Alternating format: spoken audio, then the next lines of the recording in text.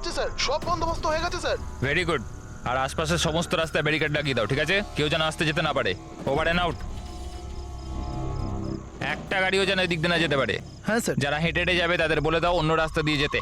কাল সকালবেলা এখান দিয়ে ভিআইপির একটা বড় কনভয়ে যাবে, আর ভেতর থেকে আমরা খবর পেয়েছি যে ওই কনভয়ের মধ্যে একটা গন্ডগোল হতে চলেছে। কারোর ওপর যদি একটুও সন্দেহ হয় সঙ্গে সঙ্গে আমাকে জানাবে। সব সিসিটিভি ক্যামেরা জাজ হয়ে গেছে, সব ঠিকঠাক কাজ করছে। গুড।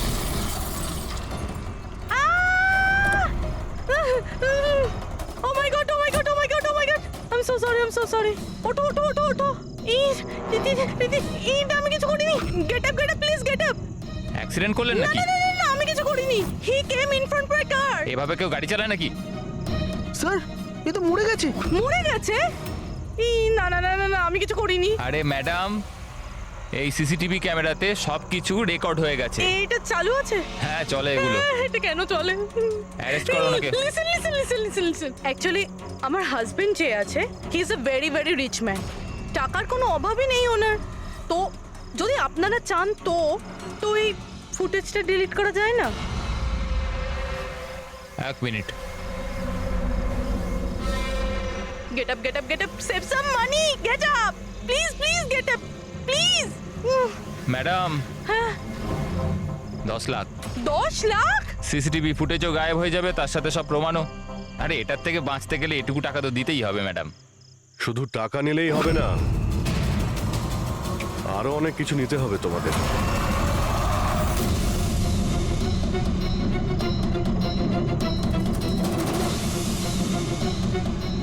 স্যার, তোমরা জানো তোমাদের ডিউটি আজকে এখানে কেন ছিল?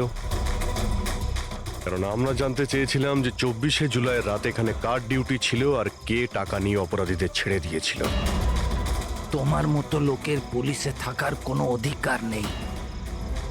এবার পরিষ্কার করে বলো, সেই রাতে কি হয়েছিল? তাহলে তোমরাই কি ওই সার্ভেলেন্সের ফিল্মটা এডিট করেছিলে? স্যার ওরা বড্ড প্রেশার দিচ্ছিল। আরে ওরা বড় বড় বিজনেসম্যান, স্যার ওদের হাত অনেক ওপর অবধি। চুপ করো, পরিষ্কার করে বলো কি হয়েছিল। স্যার ওই রাত্রির প্রায় 2:30টার সময় বিক্রম রে আর সিদ্ধার্থর গাড়িটা নীলমের গাড়িটাকে ধাক্কা মারে, আর ওই ওদের মনে হলো যে মেয়েটা মরে গেছে। ওরা বড্ড ঘাবড়ে গেছিল স্যার। ওরা শুধু আমাদেরকে এটুকুই করতে বলেছিল যে এই সিসিটিভি ফুটেজের ওদের অংশটুকু যেন আমরা বাদ দিয়ে দিই, বাকি মেয়েটা আর ওই গাড়িটার ব্যবস্থা ওরা নিজেরাই করে নিতে পারবো বলেছিল। স্যার, সেই জন্য নীলম প্রতিশোধ নিচ্ছে। যখন ওর অ্যাক্সিডেন্ট হয় এরা তিনজন ওকে এখানেই ফেলে গেছিল। নিলাম নয়, অন্য কেউ, যে রে, সিদ্ধার্থ আর বিক্রান্তের উপরে প্রতিশোধ নিচ্ছে।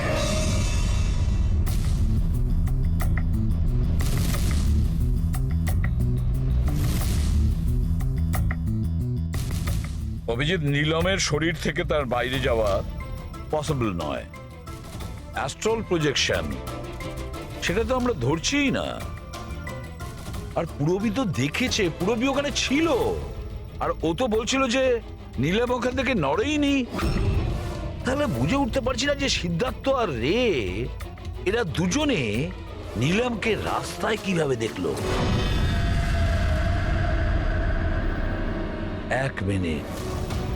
এক মিনিট, এই নীলম একই সময় নিজের রুমে আর হসপিটালের করিডোরেও তো দেখা গিয়েছিল।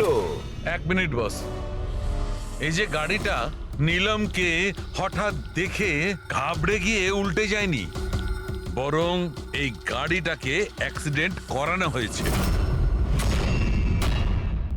এত জোরে ধাক্কা মেরেছে যে ওদিকে দরজাটা তো পেরিয়ে গেছে। ইচ্ছে করে জেনে বুঝে কোনো গাড়ির সঙ্গে এটাকে ধাক্কা লাগানো হয়েছে। স্যার, সিদ্ধার্থ আর রের অ্যাক্সিডেন্ট একটাই গাড়িতে হয়েছে, কিন্তু ওদের মেডিকেল রিপোর্টস কিছুতেই ম্যাচ করছে না। কি?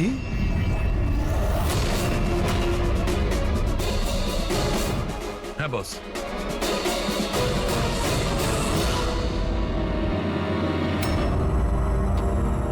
এই পুরো রহস্যটা কি? যে বিক্রমকে খুন করেছে আর সিদ্ধার্থ আর রের এই অবস্থা করেছে, এই সব কাজ নীলমের নয়, অন্য কারোর।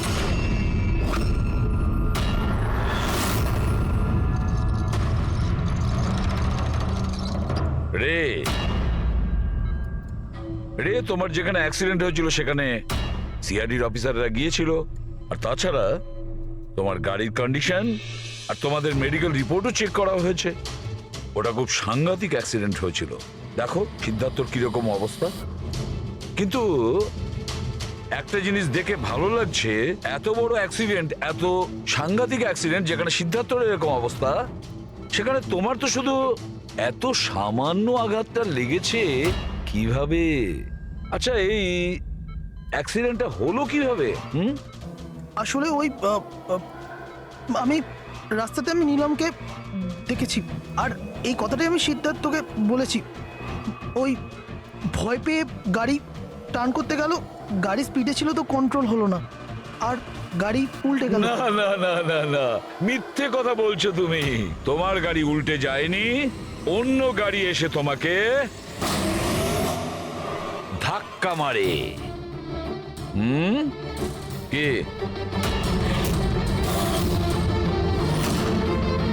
হ্যাঁ স্যার, সিদ্ধার্থকে মারার প্ল্যান আমিই করেছিলাম, আর এতে ভূমি আমাকে সাহায্য করেছিল।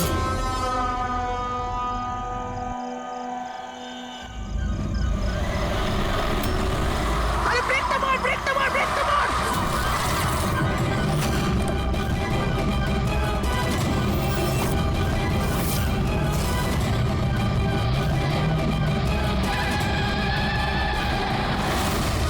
তাহলে ভূমিকে আমরা ভুল সন্দেহ করিনি। আর নিলামের হলোগ্রাম ওটাও তুমি বানিয়েছিলে, তাই তো? এই নিলাম একই সময় নিজের রুমে আর হসপিটালের করিডোরেও তো দেখা গিয়েছিল। এটা শুধু একটা কারণেই ঘটতে পারে, শুধু একটা কারণে। 3D হলোগ্রাম মানে নিলাম ছিল না, নিলামের ফটো ছিল। হ্যাঁ স্যার, ওই হলোগ্রাম আমি বানিয়েছিলাম, কিন্তু নীলমকে এই অবস্থায় পৌঁছানোর দায়ী আমি নই স্যার।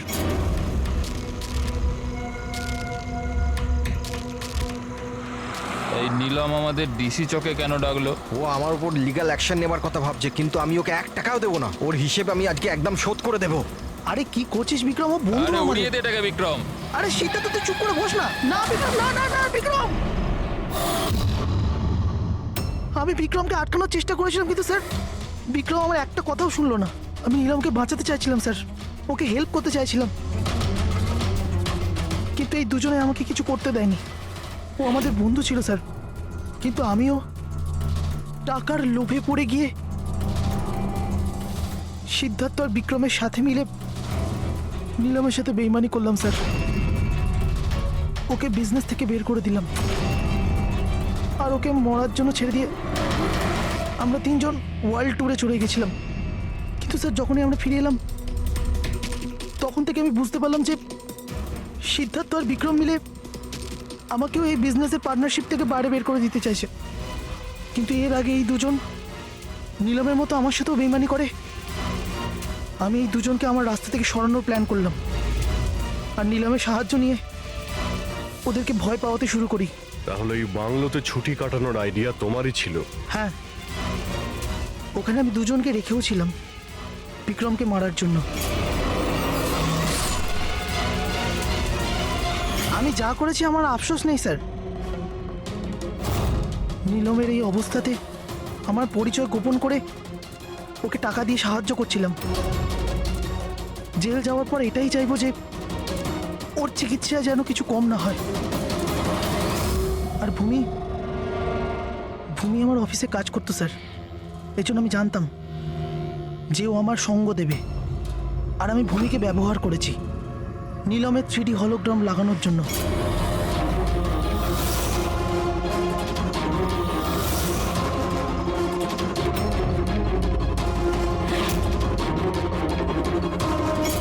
তুমি আর ভূমি যা করেছো সেটা অন্যায়। আইন তোমার। সিদ্ধার্থ, এটা ভেবে অবাক লাগছে যে এতক্ষণ সময় হয়ে গেল আর কেউ আমাদের ওই ব্যাপারে কিচ্ছু জিজ্ঞেস করলো না।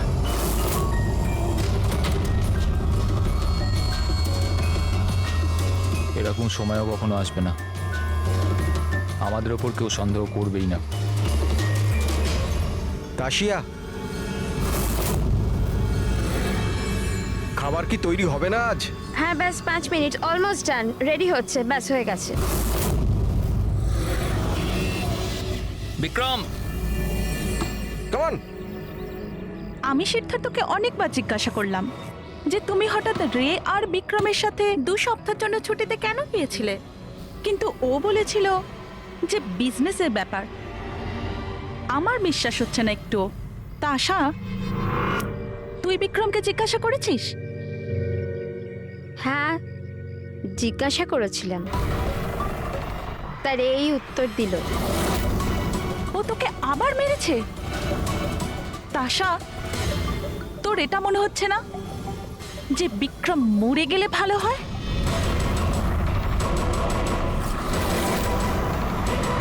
হ্যাঁ খুব মজা হলো, হাঁপিয়ে গেলাম রে। জায়গাটা হেভি ভাই, শহর থেকে অনেকটা দূরে, বেশ ফ্রেশ খুবই লাগছে। রিফ্রেশিং লাগছে, মাঝে মাঝে আসতে হবে। ঠিক বলেছিস ভাই। গুড জব ভূমি, অ্যারেঞ্জমেন্ট দারুণ হয়েছে। Thank you sir.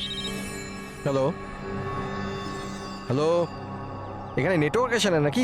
স্যার এখানে নেটওয়ার্ক একটু উইক আছে, আপনাকে ওইদিকে জঙ্গলের দিকে যেতে হবে। হ্যালো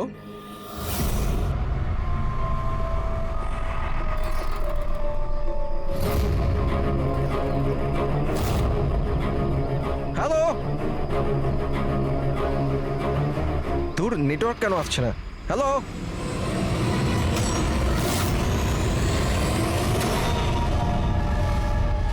নীলম, তুমি? নীলম? নীলম, নীলম,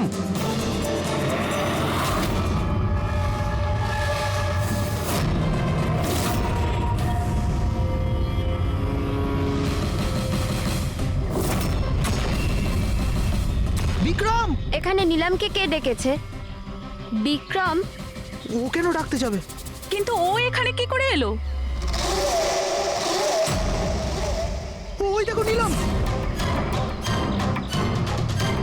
নিলাম!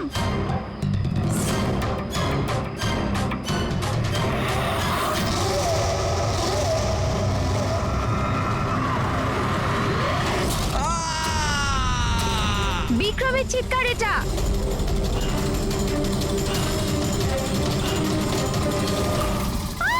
বিক্রম!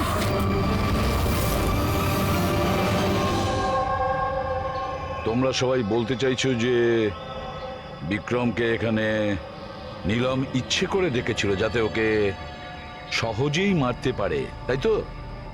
আচ্ছা, আপনারা কি নীলমকে দেখেছিলেন নাকি বিক্রমের মুখ থেকে শুধু শুনেছিলেন? স্যার, আমরা প্রত্যেকে নীলমকে দেখেছি। আর ও হালকা নীল রঙের লম্বা ড্রেস পরেছিল। আচ্ছা, এই নীলম কে, আর ও এখানে কি করে এলো? আচ্ছা, ও কি জানতো যে আপনারা এখানে ছুটি কাটাতে আসছেন? স্যার, নীলম আমাদের প্রত্যেকেরই কমন ফ্রেন্ড, আর 2 মাস ধরে তো নীলমের সাথে আমাদের কোনো যোগাযোগই ছিল না। আচ্ছা, আর তার আগে? স্যার, ওই 2 মাস আগে ওই আমাদের আর নীলমের মাঝে কিছু প্রবলেম হয়েছিল।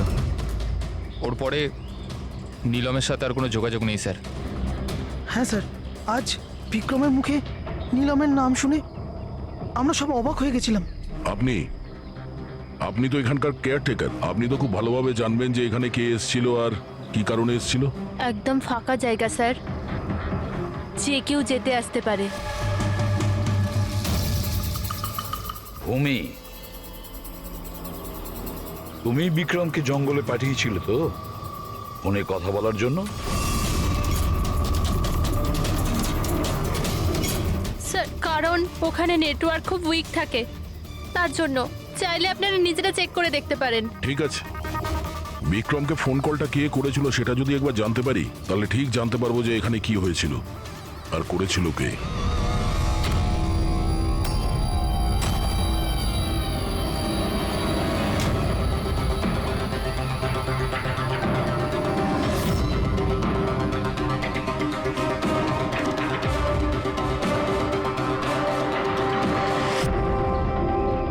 রেডি?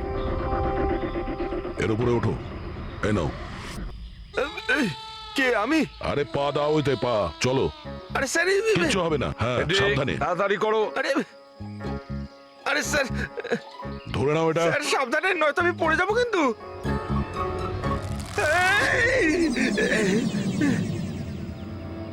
স্যার এরা হয়তো মেয়েটার নাম বলছে, কিন্তু এদের কথায় বিশ্বাস করা একটু মুশকিল। বিক্রমের ওজন প্রায় 70 থেকে 80 কিলো হবে। একটা মেয়ে ওকে কুড়ুল দিয়ে মারার পরে ওর লাশটাকে ফাঁসিতে ঝুলিয়ে দেয়। অদ্ভুত মনে হচ্ছে না স্যার? নীলম? এই নীলমটা আবার কে? কি উদ্দেশ্য থাকতে পারে তার? স্যার বিক্রমের কাছে একটা আননোন নাম্বার থেকে ফোন এসেছিল। সেই নাম্বারটা ট্রেস তো হচ্ছে না, বোধহয় সিম কার্ডটা ডিস্ট্রয় করে ফেলেছে। হ্যাঁ স্যার, ওই ভূমি কেয়ারটেকার, ওর আচরণও কেমন যেন সন্দেহজনক। ঠিক আছে, দেখা যাক, নিলামের সঙ্গে দেখা করি আগে। এক্সকিউজ মি, এটা কি নিলামেরই বাড়ি? হ্যাঁ, এটা নীলমেরই তো বাড়ি, আর আমি ওর মা হই। আপনারা কারা? আমরা সিআইডি থেকে। সিআইডি? বলুন কি ব্যাপার? অ্যাকচুয়ালি পিনাকি ওয়েস্টে একটা ফার্ম হাউস আছে, সেখানে খুন হয়েছে। ওখানে যারা ছিল তারা এটা বলছে যে ওখানে নিলামকে দেখেছিল। কি তাহলে আপনারা এটাই বলতে চান যে নীলম কাউকে খুন করে দিয়েছে, আর আপনারা ওর বাড়িতে ওর সাথে দেখা করতে এসেছেন? হ্যাঁ, নিলাম কোথায়? আসুন আমার সাথে। কোথায়? আপনারা নীলমের সাথে দেখা করতে চান না? আসুন, আমি দেখা করাচ্ছি নীলমের সাথে।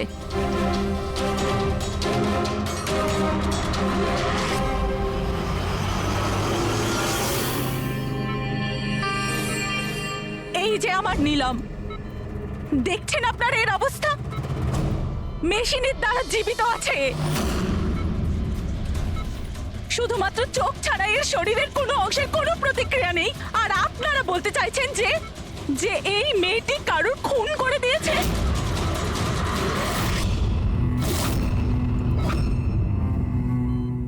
খুন করেছে আমার দিদি? নিলামের এরকম অবস্থা কবে থেকে আর কিভাবে? গত মাস থেকে। ওর সেই গাড়ি অ্যাক্সিডেন্ট হয়েছিল, তারপর। এই অ্যাক্সিডেন্ট হলো কি করে? মানে কেউ এসে ধাক্কা মেরেছিল না গাড়ির ব্রেক ফেল হয়ে গেছিল? ওই নীলম নেশা করেছিল। আপনারা কারা? আর এসব কি হচ্ছে? আমরা সিআইডি থেকে এসেছি। সিআইডি? দেখুন ডক্টর, ওর খুব কাছের বন্ধু বিক্রম, যাকে কেউ নৃশংসভাবে হত্যা করেছে। আর ওখানে যারা ছিল তাদের বক্তব্য হলো এও নাকি ওখানে উপস্থিত ছিল। This is not possible. এটা হতে পারে না। ওরা সবাই মিথ্যে কথা বলছে। বিক্রম আর ওর বন্ধুরা একেবারেই দিদির বন্ধু নয়, বিজনেস পার্টনার ছিল।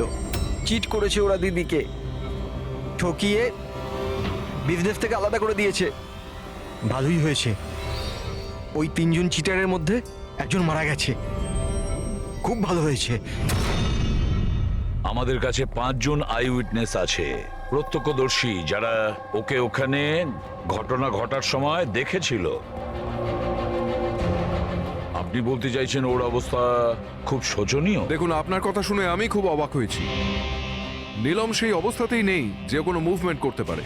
ও নিজের ইচ্ছায় একটা আঙুলও নাড়াতে পারবে না। হ্যাঁ, এটা ঠিক যে ও আমাদের দেখতে পারে, আমাদের শুনতে পারে, আমাদের বুঝতে পারে, কিন্তু এর থেকে বেশি কিছু নয়। ও যে কিছুটা করতে পারছে সেটা আমাদের দেওয়া স্টিমুলেশনের জন্য। মানে? আমরা কন্টিনিউয়াসলি ওর ব্রেন ম্যাপিং করছি, ওর মস্তিষ্কের অবস্থার প্রোগ্রেস দেখার জন্য। এটা জানার জন্য যে নীলমের শোনার, দেখার, শোয়ার আর স্পর্শ অনুভব করার কতটা ক্ষমতা আছে, যাতে ওর রিকভারি তাড়াতাড়ি হতে পারে। কিন্তু নীলম শুধু মিউজিক আর ফ্রেগ্রেন্স, তার মানে সুগন্ধতে রিয়্যাক্ট করছে, কারণ ওর মস্তিষ্ক এইসব জিনিসে রেসপন্ড করে। নীলম এই মুহূর্তে একটা প্রাণহীন ফার্নিচারের মতো। ও এখান থেকে নড়তেই পারবে না, কারণ মার্ডার কি করে করবে? বিক্রম নিলামকে দেখেছিল আর ওর পিছু নিয়েছিল। রে, সিদ্ধার্থ আর তাশিয়া, মনিকাও দেখেছিল। এতজন দেখেছে, সবার ভুল হতে পারে, এটা কি করে সম্ভব? কিন্তু নিলমের এই অবস্থা তো আমরা দেখছি স্যার। দেখুন ডক্টর, আপনাদের হসপিটালের গেট থেকে শুরু করে এই পুরো হসপিটালের সিসিটিভি ফুটেজ আমি দেখতে চাই।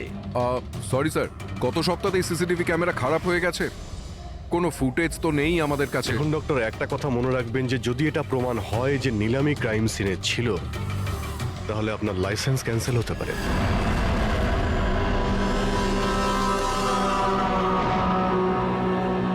এবার ডক্টর সারিকাকে দিয়ে ওর ভালো করে এক্সামিন করাতে হবে।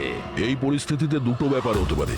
হতে পারে এই নীলম নাটক করছে, কিংবা ওর মতো দেখতে কেউ আছে, আর এতজনে দেখেছে, সবার চোখে তো আর ফাঁকি দিতে পারবে না। স্যার, আমার মনে হচ্ছে পুরবী আর ফ্রেডিকে একে লক্ষ্য রাখার জন্য এখানেই থাকা উচিত। তাহলেই জানা যাবে ও বিছানা থেকে উঠতে পারে কিনা। পুরবী, হেড্রিক, এই করিডোর থেকে শুরু করে আর ওর ঘর অবধি খুব ভালো করে খেয়াল রাখবে।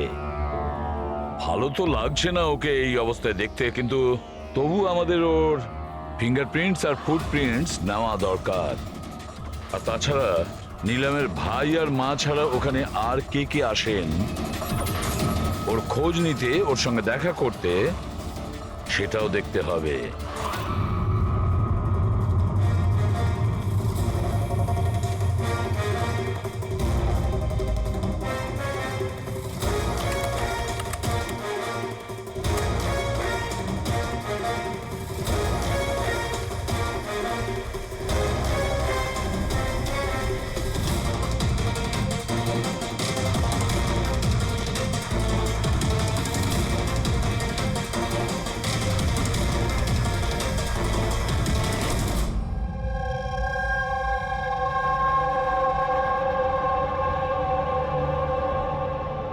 আপনারা সবাই তো নিলামের প্রতিবেশী, তাহলে আপনারা তো অবশ্যই জানবেন যে নিলামের কি কোনো যমজ বোন আছে? না স্যার। আচ্ছা, কোনো কাজিন বা ফ্রেন্ড যাকে নিলামের মতোই দেখতে? স্যার, নীলমকে আমরা ছোট থেকে দেখছি, অনেক বছর ধরে চিনি ওদের পরিবারকে। নীলমের কোনো বোন নেই, শুধু একটা ভাই আছে। আচ্ছা আচ্ছা রাজু, তুমি তো অনেক বছর ধরে এখানে কাজ করছো, তুমি নিশ্চয়ই জানবে।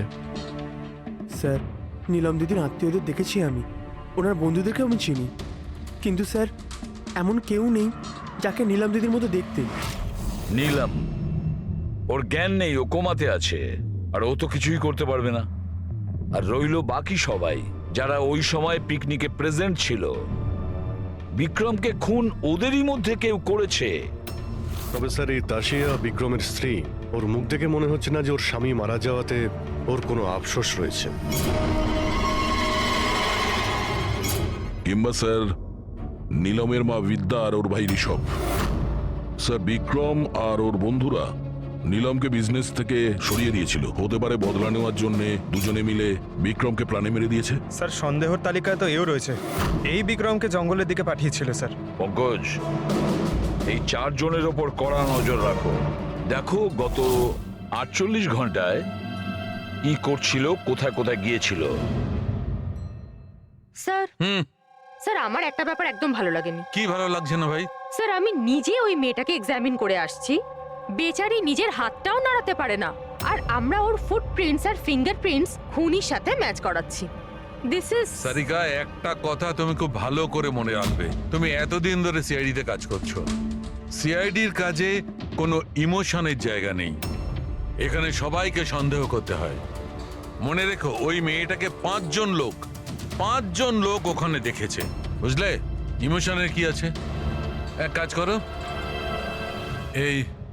এই সব ফিঙ্গারপ্রিন্টস যেগুলো পুরবী আমাদের এনে দিয়েছে, আর এই দড়ি থেকে, কুড়ুল থেকে যে ফিঙ্গারপ্রিন্টস আমরা পেয়েছি, ওগুলো আমি সেভ করেছি।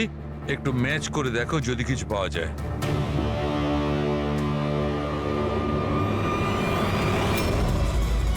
গড, এটা তো ম্যাচ হয়ে গেছে। ম্যাচ হয়ে গেছে। হসপিটালের যে ভিজিটার্স বুক আছে, সেই হিসাবে কোনো একজন ডক্টর রজত আছে যে গত 2 সপ্তাহ ধরে এই নীলামের সঙ্গে দেখা করতে আসছে। ডক্টর রজত? আচ্ছা, উনি কি সেই যিনি অ্যাস্ট্রোফিজিক্স আর প্যারানর্মাল সায়েন্স নিয়ে কাজ করছেন? হ্যাঁ সালুকে বলো, কি নীলম ক্রাইম সিনে গিয়েছিল? নীলম হাঁটতে পারে? ডক্টর রজত, নিলাম তো চলাফেরা করতে পারে, কারণ ক্রাইম সিনে আমরা যে ফুটপ্রিন্ট আর ফিঙ্গারপ্রিন্ট পেয়েছি সেটা তো ওর সঙ্গে ম্যাচ করে গেছে। তাহলে এই পুরো বিষয়ে আপনার কি রোল? দেখুন, আমি আপনাদের কথা অস্বীকার করছি না। হসপিটালের বেড থেকে নিলাম উঠতে পারে। হ্যাঁ, ওর ফিঙ্গারপ্রিন্টস আর ফুটপ্রিন্টস অ্যাস্ট্রাল পজিশনের সাথে মিলবে কি মিলবে না, that I am not sure. Excuse me, কি বললেন আপনি? Astral, what is that mean? এক minute, astral projection? Are you joking? আমার সঙ্গে মজা করছেন না তো? নীলমের ভাই ঋষভকে আমি বলেছিলাম একটা বিশেষ মিউজিক চালানোর জন্য আর নীলমের পাশে ফুল রাখার জন্য। এই কাজটা ওর মস্তিষ্কে প্রভাব ফেলবে, ওটা তাড়াতাড়ি কাজ করতে থাকবে আর নীলম তাড়াতাড়ি সুস্থ হয়ে যাবে। এখন বুঝতে পারছি যে নীলমের মস্তিষ্ক খুব বেশি পাওয়ারফুল হয়ে গেছে, এতটা যে ও নিজেকে অন্য কোথাও প্রজেক্ট করতে পারে। ও নীলম নয়, ওর অ্যাস্ট্রাল প্রজেকশন। এক মিনিট, আপনি বলছেন যে ওর প্রজেকশন অন্য জায়গায় করতে পারবে? এটা কিভাবে সম্ভব? দেখুন, অ্যাস্ট্রাল প্রজেকশনকে যদি খুব সাধারণভাবে আপনাকে বোঝাই তাহলে সেটা এইভাবে। দেখুন, যেমন মরার পরে মানুষের আত্মা তার শরীর থেকে আলাদা হয়ে যায়, ঠিক একই রকম জীবিত মানুষের চেতনাকেও ফিজিক্যালি বাইরে বের করা সম্ভব। আর যেমন আমি বুঝি যে নীলমের কেসেও এরকমই কিছু হয়েছে। দেখুন ডক্টর রজত, সায়েন্সে এমন কোনো প্রমাণ নেই যাতে এই কথাটা কনফার্ম হতে পারে যে শরীর থেকে আত্মাটাকে বাইরে বার করা যায়। আর আপনার থিওরি অনুযায়ী একটা 40-45 কিলো ওজনের একটা মেয়ে যে কোমায় রয়েছে, সে একজন 85 কিলো ওজনের একটা লোককে দড়িতে ঝুলিয়ে দিয়েছে। তার মানে আপনারা আমার কথা বিশ্বাস করছেন? তাহলে আপনারাই বলুন, এক হাত পায়ে অক্ষম মেয়ে যে হাসপাতালের বেডে পড়ে আছে, সে একই সময় দুটো আলাদা আলাদা জায়গায় কিভাবে থাকতে পারে? থ্যাংক ইউ ভেরি মাচ, সেটা আমরা খোঁজ নিয়ে নিচ্ছি।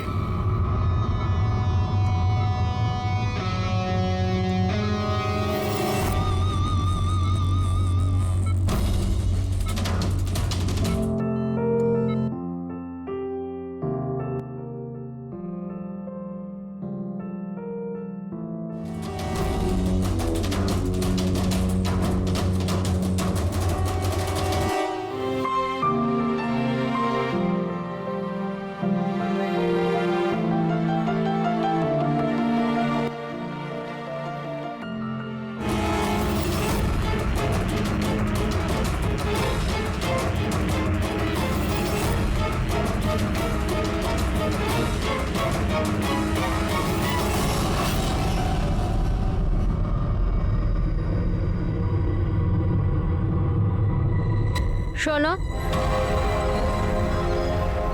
আমি তোমাকে কিছু বলতে চাই।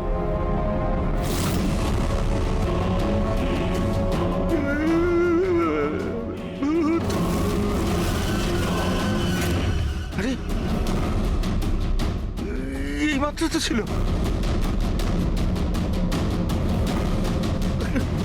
কোথায় হাওয়া হয়ে গেল?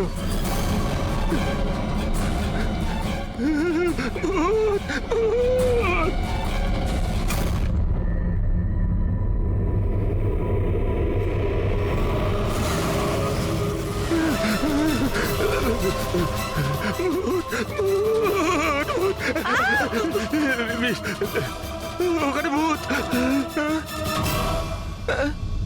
কোথায়? পুরবি, আমি ওকে নিজের চোখে দেখেছি, ওখানে দাঁড়িয়ে ছিল। হঠাৎ করে উধাও হয়ে গেল। কিন্তু নিলাম তো এখানেই ছিল, এখান থেকে ওঠেও নি। এই নিলাম একই সময় দু জায়গাতে?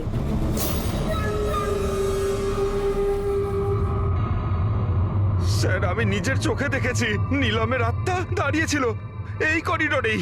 স্যার, ওর রুমেই ছিল। ঋষভ মিউজিক অন করে ফুল রেখে শুতে চলে গেছিল। এরকম প্রথমবার হয়নি স্যার, আমি দেখেছি। স্যার, ওর বডি এখানেই থাকে আর ও বাইরে ঘুরে বেড়ায়। দেখলেন, আমি আপনাদের আগেই বলেছিলাম, মিউজিক আর ফুলের জন্য ওর নার্ভের সক্রিয়তা বেড়ে যায় আর সেই অবস্থায় ওর আত্মা শরীরের বাইরে চলে যায়। Astral projection. Astral projection? হ্যাঁ। ঋষভ, ভেতরে যাও, গিয়ে মিউজিক চালাও, যেটা তুমি তোমার বোনকে শোনাও, আর ওই ফুল সেটাও রাখো। হ্যাঁ স্যার। এবারে দেখবো।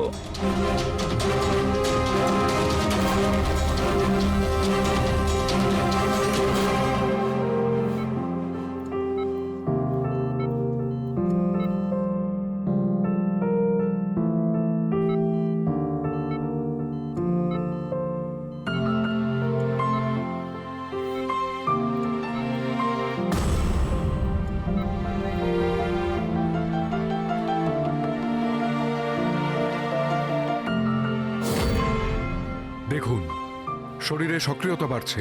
আমি আপনাকে বলেছিলাম না আমি ভুল বলিনি? ঠিক আছে ডক্টর, ওর আঙ্গুলটা নড়াচড়া করছে, কিন্তু ওর অ্যাস্ট্রাল প্রজেকশন কোথায়? শুধু তো আঙ্গুলের রিয়াকশন দেখছি। তাহলে কি পুরো হসপিটালে ওর আঙ্গুলের ছাপ খুঁজে বেড়াবো? যদি ওর আত্মা ওর শরীর থেকে বেরিয়ে অন্য কোথাও যায়, তাহলে ওর ফুটপ্রিন্ট আর ফিঙ্গারপ্রিন্টও সাথে নিয়ে যায়, তাই না? দেখুন, আপনাকে বুঝতে হবে, নীলমের আত্মা আপনার অর্ডারে তার শরীর ছেড়ে বাইরে আসবে না। এটা নিজে থেকেই স্বেচ্ছায় আসবে। ও প্লিজ ডক্টর, আপনার এই সায়েন্সের কথাবার্তা আমাদের মাথাতেই ঢুকছে না। এই কেসটা আমরা সলভ করব, বুঝেছেন? আপনারা আমার কথাকে বিশ্বাস করুন। এক্সকিউজ মি, আসুন। দেখুন দেখুন নিলামকে। ওর অবস্থা দেখে আপনাদের মনে হচ্ছে যে হসপিটাল থেকে বাইরে বেরিয়ে ও কাউকে মার্ডার করতে পারে? হ্যাঁ স্যার, আমরা প্রত্যেকে ওকে দেখেছিলাম। ওটা নীলমই ছিল, আর আমাদের কোনো ভুল হয়নি স্যার। 1 মাস হয়েছে তোর অ্যাক্সিডেন্টের।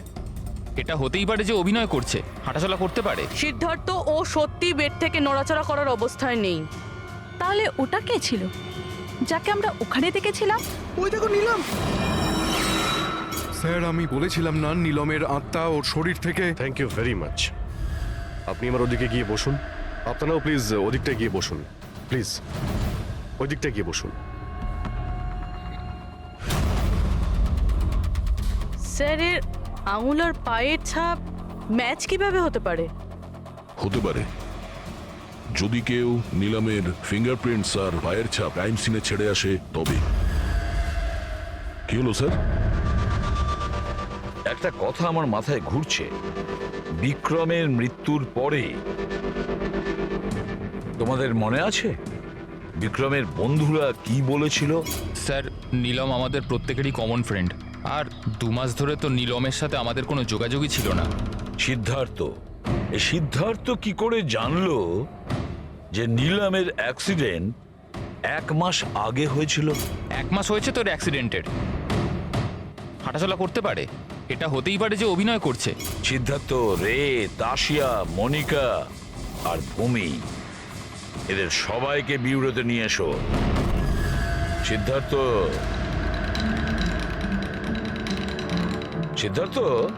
Yes sir. নীলমের সঙ্গে শেষ কবে দেখা হয়েছিল? স্যার, আমি তো বলেইছিলাম, প্রায় 2 মাস আগে। আসলে হয়েছে কি, একটু ভুলে যাই, বয়স হচ্ছে তো। 2 মাসের মধ্যে যখন দেখা হয়নি, তাহলে নীলমের অ্যাক্সিডেন্টের ব্যাপারে তুমি কিভাবে জানলে? স্যার, ঠিকঠাক তো মনে নেই, কিন্তু কথায় কথায় বিক্রমই বলেছিল আমাকে। তোমরা বিজনেস পার্টনার ছিলে, তাই ও মারা যাওয়াতে সব থেকে বেশি লাভ তো তোমাদেরই হয়েছে। স্যার, বিজনেস পার্টনার ছিলাম, খুনি নয়। আর ও বন্ধু ছিল আমাদের। ওর ব্যাপারে আমরা এসব ভাবতেই পারি না। যদি লাভের কথা বলেন তো বিক্রমের মৃত্যুর লাভ তো সবচেয়ে বেশি ওর ওয়াইফ দাসিয়ারই হয়েছে। বিক্রমের মৃত্যুর পর আপনার প্রতি হওয়া অত্যাচার কমে গেল। এটা ছাড়া আর কোনো সুবিধা পেয়েছেন আপনি? হ্যাঁ, বিক্রম চলে যাবার পর আমার আর ভয় লাগে না, আর আমি বেশ ভালোই আছি। কিন্তু আমি বিক্রমকে মারিনি। নীলমকে চেনেন আপনি? আমি নীলমকে একদমই চিনি না। 25শে জুলাই যেদিন নিলামের অ্যাক্সিডেন্ট হয়, সেই সময় তোমরা কোথায় ছিলে? স্টার ক্লাব, বিকেসি, তারপর আমরা এয়ারপোর্ট গেছিলাম স্যার। সিদ্ধার্থ, তোমার স্মৃতিশক্তির প্রশংসাই করতে হয়। স্যার, মনে তো থাকবেই, ওয়ার্ল্ড ট্যুরের জন্য টিকিট আমি তো বুক করেছিলাম। ট্রাভেল এজেন্ট কে ছিল? সাইমা ট্রাভেলস। যেই বাংলোতে আপনি ছুটি কাটাতে গিয়েছিলেন, ওখানে যাওয়ার আগে আপনি ওখানে 2-3 বার গিয়েছিলেন। কি করতে গিয়েছিলেন? আমি এটাই দেখতে গিয়েছিলাম যে ওখানে কেমন সব ব্যবস্থা, ওটাই দেখাচ্ছিল। ভূমি, আপনি বিক্রমকে বাংলোর পিছনে এইটা বলে পাঠিয়েছিলেন ওখানে নেটওয়ার্ক আসে, কিন্তু এটা সত্যি না, আমরা চেক করেছি। দেখুন ম্যাডাম, ওরা অনেক বড় লোক, আমার ওদেরকে মেরে কি লাভ হবে? আর আপনি শুধু শুধু আমাকে এইসবে টানছেন। ম্যাডাম, আমি কিছু করিনি। তাহলে বিক্রমের মৃত্যুর আগে, একদিন আগে হসপিটালের বাইরে কি করছিলেন? আমার ভাইয়ের দোকান আছে, ওখানে দেখা করতে গেছিলাম। আর মনিকা, আপনার কি বক্তব্য? আমি নিলামের ব্যাপারে কিছু জানি না, তাছাড়া আমার হাজবেন্ড আমাকে বেশি কিছু বলে না, তাই এসব ব্যাপারে আমার কিছু যায় আসে না। স্যার, এই 5 জনের মধ্যে বিক্রমের খুন যেই করুক, কিন্তু বিক্রমের খুন আর নিলমের যে অ্যাক্সিডেন্ট, এদের মধ্যে কোনো না কোনো সম্পর্ক তো আছে স্যার। রাইট। এটা অ্যাস্ট্রাল প্রজেকশনের ব্যাপার নাকি যমজের, কিন্তু এটা তো শিওর যে এদের মধ্যে কেউ আছে যে নিলামের এই অবস্থার সুযোগ নিচ্ছে। নিলামের অ্যাক্সিডেন্ট পালোমি ব্রিজে 25শে জুলাই হয়েছিল, আর পুলিশ খবর পায় ওই দিন সকালে 4টে থেকে 5টার মধ্যে। এটা খোঁজ নিতে হবে যে ওই 3 জন, বিক্রম, সিদ্ধার্থ আর রে, 25শে জুলাই কোথায় ছিল, আর কে নিলামের অ্যাক্সিডেন্টের ব্যাপারে প্রথম জানতে পারে। আর হ্যাঁ অভিজিৎ, ওই সাইমা ট্রাভেলস, ওখানেও ভালো করে জিজ্ঞাসাবাদ করো। পুরবি, আজকে রাত্রে এই হসপিটালেই থাকো, কিন্তু একটা কথা মনে রেখো, ওই রুমে আজ না কোনো মিউজিক বাজবে, না কোনো ফুল থাকবে। শুধু এটা খেয়াল রাখতে হবে যে নিলামের শরীর থেকে নিলাম বাইরে কিভাবে যায়। বিক্রম, রে, সিদ্ধার্থ, এদেরকে আপনি অবশ্যই চেনেন। ওদের ওয়ার্ল্ড ট্যুরের টিকিট তো আপনিই বুক করিয়েছিলেন না? হ্যাঁ স্যার। স্যার, ওরা খুব অদ্ভুত লোক। স্যার, প্রথমে ওরা দিল্লি যেতে চেয়েছিল, বুকিংও হয়েছিল, কিন্তু হঠাৎ করে বললো যে 3-4 ঘন্টার মধ্যে জোগাড় করে দাও, ওয়ার্ল্ড ট্যুরে বেরোবো। দেখুন, ডিটেলে বলুন আপনাদের কি কথা হয়েছিল। হ্যাঁ স্যার। ওই অ্যাক্সিডেন্টের ব্যাপারে কি করে জানলেন আপনারা? স্যার, সকাল 4টের সময় আমাদের কাছে খবর এসেছিল যে একটা গাড়ি ব্রিজ থেকে নিচে পড়ে গেছে। আমি আমার টিম নিয়ে এখানে পৌঁছই আর ওই মেয়েটাকে গাড়ি থেকে বাইরে বের করি। কিন্তু স্যার, অবাক হওয়ার বিষয় হলো এটাই যে এত ভয়ঙ্কর অ্যাক্সিডেন্টের পরেও মেয়েটার শ্বাস চলছিল। তদন্ত করে কি জানতে পেরেছেন? এটা কোনো অ্যাক্সিডেন্ট ছিল নাকি কেউ জেনে শুনে কাজটা করেছিল? অ্যাক্সিডেন্ট ছিল স্যার। মেয়েটাকে নেশাগ্রস্ত অবস্থায় গাড়িতে পাওয়া গেছে। কিন্তু স্যার, অবাক হওয়ার মতো বিষয় এই যে সিসিটিভি ফুটেজে না মেয়েটাকে দেখা গেছে, না মেয়েটার গাড়িটাকে। ও যে এখানে কি করে পৌঁছলো সেটা কিছুতেই বুঝতে পারছি না। আচ্ছা, অ্যাক্সিডেন্ট তো 1 মাস হয়ে গেছে, কিন্তু এর ফুটেজ তো পেয়ে যাবো। একটা কাজ করো, এই 24 জুলাইয়ের রাতে ক্লাব ভিস্টা থেকে এয়ারপোর্ট যাওয়ার মধ্যে যতগুলো সিসিটিভি ক্যামেরা আছে সবগুলোকে চেক করো। আর হ্যাঁ, ওই হাইওয়েরও নিয়ে নাও যেটা পুলমি ব্রিজের দিকে যায়, যেখানে নিলামের কারের অ্যাক্সিডেন্ট হয়েছিল। স্যার, 25শে জুলাই রাতে বিক্রম স্যার ফোন করেছিল। স্যার, উনি বললেন যে ওনারা 3 জনে ওয়ার্ল্ড ট্যুরে যাবেন, এই জন্য নেক্সট ফ্লাইটেই টিকিট বুক করে দিতে। স্যার, আমার খুব অদ্ভুত লেগেছিল ব্যাপারটা, কিন্তু স্যার ওনার কথা থেকে এটা মনে হচ্ছিল যে কিছু তো একটা গড়বড় চলছে। I see. বুঝতে পারছি না, নিলমকে সবাই সব জায়গায় দেখতে পাচ্ছে কি করে, যখন ও নিজের বিছানা থেকেই উঠতে পারছে না।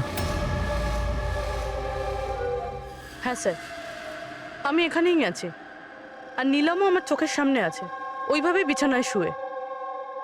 আর এই নিলামের মতন দেখতে মেয়েটাকেও দেখতে পাইনি, সব কিছু নর্মাল। কাম অন ইয়ার মনিকা, তোমার কি মনে হয় বিক্রমের মৃত্যুর পর নিলম আমাকে আর রেকে মেরে দেবে? আরে রিল্যাক্স ইয়ার, রে আমার সাথেই আছে, কিচ্ছু হবে না, আমরা বাড়িতেই আসছি।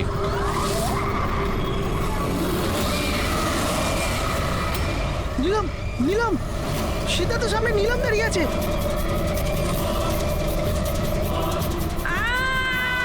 আরে ব্রেকটা মার, ব্রেকটা মার, ব্রেকটা মার।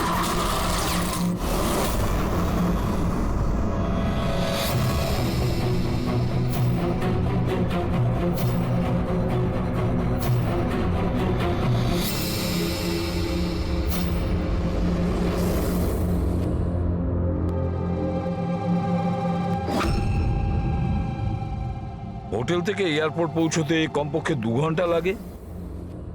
ভেবে পাচ্ছি না এই 3 জনের 7 ঘন্টা কিভাবে লাগলো।